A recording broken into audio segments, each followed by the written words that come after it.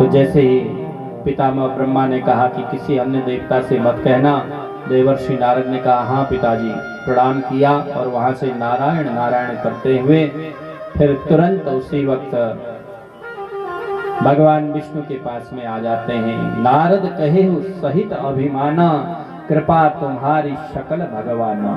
बड़े गर्व से अभिमान में आकर के कहते हैं, भगवान विष्णु को प्रणाम करते हैं और अपना अभिप्राय प्रकट करते हैं कि प्रभु मैंने कामदेव पर विजय प्राप्त की है। तो भगवान विष्णु ने मन में विचार किया कि आज देवर्षि नारद के मन में अहंकार का अंकुर उत्पन्न हो गया है, अहंकार का बीज उत्पन्न हो गया है। धीरे धीरे जब यह बीज आगे चलकर के वृक्ष रूप में अवतार हो लेगा, वृक्ष बनेगा, तो यह देवर्षि नारद के लिए बहुत खतरनाक हो जाएगा। इसलिए जब देवर्षि नारद का यह बीज अभिमान रूपी अहंकार रूपी बीज ही नष्ट हो जाएगा, तो देवर्षि नारद पुनः अपने उसी प्रकार से देव भक्ति में तल्लीन हो जाएंगे। तो देवर्षि नारद के मन में उस अहंकार रूपी बीज को समाप्त करने के लिए भगवान विष्णु ने उसी समय भगवान शिव के द्वारा प्रेरित होकर के एक माया रस दी। भगवान विष्णु ने क्या किया कि उसी समय जैसे ही देवर्षि नारद ने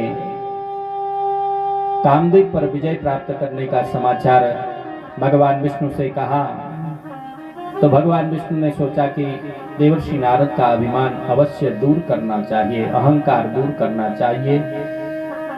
तो जिस मार्ग से देवर्षि नारद वापस लौट रहे थे, भगवान विष्णु को यह समाचार सुना करके, तो मार्ग में भगवान विष्णु ने अचानक सहसा एक ऐसी सुंदर 100 योजन विस्तार वाली बहुत लंबी चौड़ी बड़ी ही सुंदर नगरी का निर्माण कर दिया और ऐसे सुंदर नगर की रचना करके उस नगर का शीलनिधि नाम का एक राजा बना दिया, मायावी राजा। उस मायावी नगरी का शीलनिधि नाम का राजा वहां पर प्रतिष्ठित कर दिया। और वह राजा क्या कर रहा है, अपनी राजभवन के अंदर राजसभा के बीच में अपनी पुत्री का स्वयंवर कर रहा है। ऐसी माया वहां पर प्रकट कर दी। तो उस राजा शीलनिधि की कन्या के स्वयंवर में अनेकों देश विदेश से बड़े बड़े राजा महाराजा उस स्वयंवर में आए हुए हैं। तो उसी मार्ग में जो यह सुंदर भव्य नगरी थी, देवर्षि नारद के मन में उस नगरी में जाकर देखने का मन में लालच आ गया। बड़ी सुंदर नगरी है, किसने इसको बनाया होगा, कैसे यहाँ की प्रजा है, कैसे यहाँ के राजा लोग हैं, कैसे मंत्रीगण हैं, देखने के लिए मन में विचार उत्पन्न हुआ। तो उस मायावी भगवान विष्णु के द्वारा जो मायावी नगरी बसाई गई थी, उस नगरी में प्रवेश करते हैं। तो राजा शीलनिधि उसी वक्त जैसे ही देवर्षि नारद उस स्वयंवर की सभा में पहुंचते हैं, तो ठीक उसी वक्त वह शीलनिधि नाम का राजा, जिसकी कन्या का स्वयंवर होने जा रहा है, उस कन्या का नाम है श्रीमती। श्रीमती नाम की कन्या को बुला करके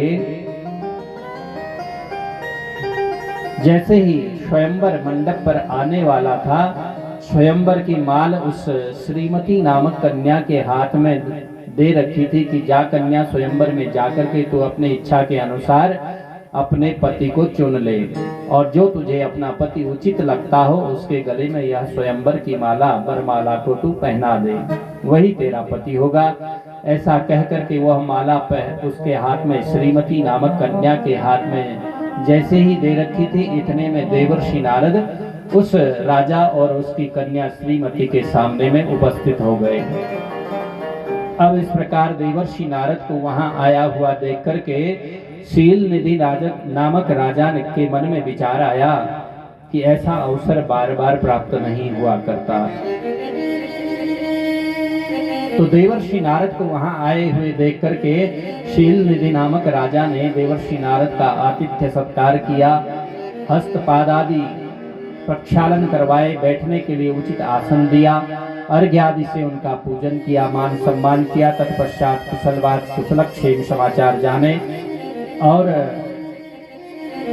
इतनी वार्ता आपस में हुई ही थी तो शील निधि के मन में विचार आया कि मेरी जिस कन्या का मैं स्वयंवर विवाह कर रहा हूँ, इस कन्या के होने वाले भविष्य के पति के बारे में कुछ मुझे जान लेना चाहिए। इस कन्या का भाग्य आगे को कैसा होगा।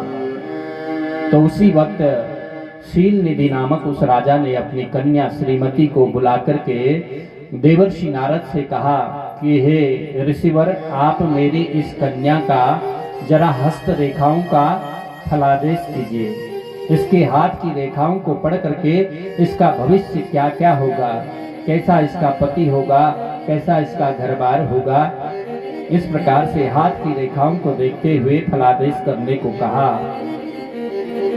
तो आनि दिखाई नारद ही भूपति